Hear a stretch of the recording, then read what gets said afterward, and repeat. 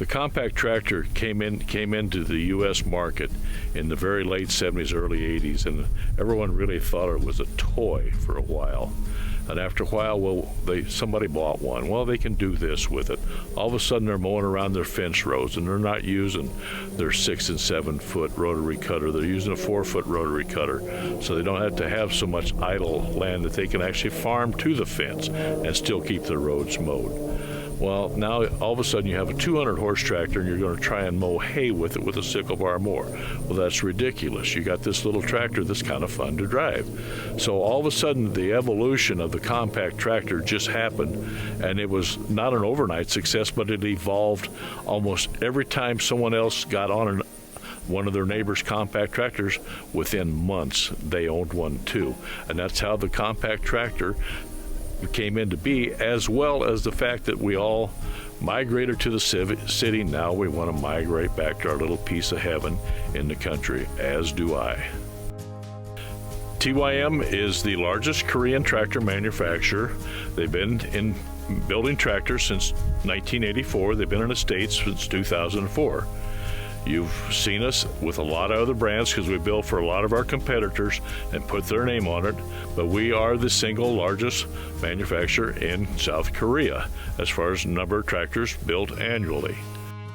TYM stands out because of our in-house quality, our design criteria, and the fact that we do build for so many other people. We incorporate some of their ideas into our tractor, trying to make everything better and more user-friendly and operator-friendly. So we pride ourselves on the ease of operation and how user-friendly we are, so that everyone can get on the tractor and feel confident after just a few minutes in the seat and familiarize themselves with the controls. Both of these tractors are new for 2019 year. They are new from the ground up.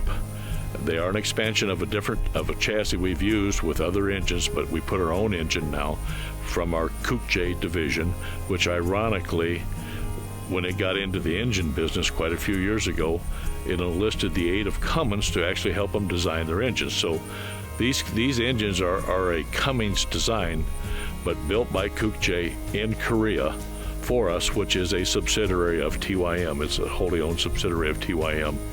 So they are complete.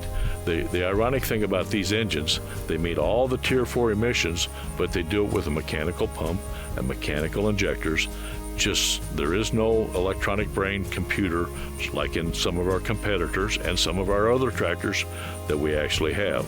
This is about as free of electronics as we can get. It does have a diesel particulate filter that you do a manual regen on when it requires it, but it is more operator efficient and more operator friendly than anything we've ever built in the last few years in the Tier 4 era. These tractors are very operator friendly and very easy to use. They both are hydrostat transmission with 3 range boxes, so you get the proper range for the job you're doing. They both have auto throttle standard, so you do not have to run the throttle if your throttle is tied to your hydrostat pedal, or you can run the throttle and just have a fixed RPM.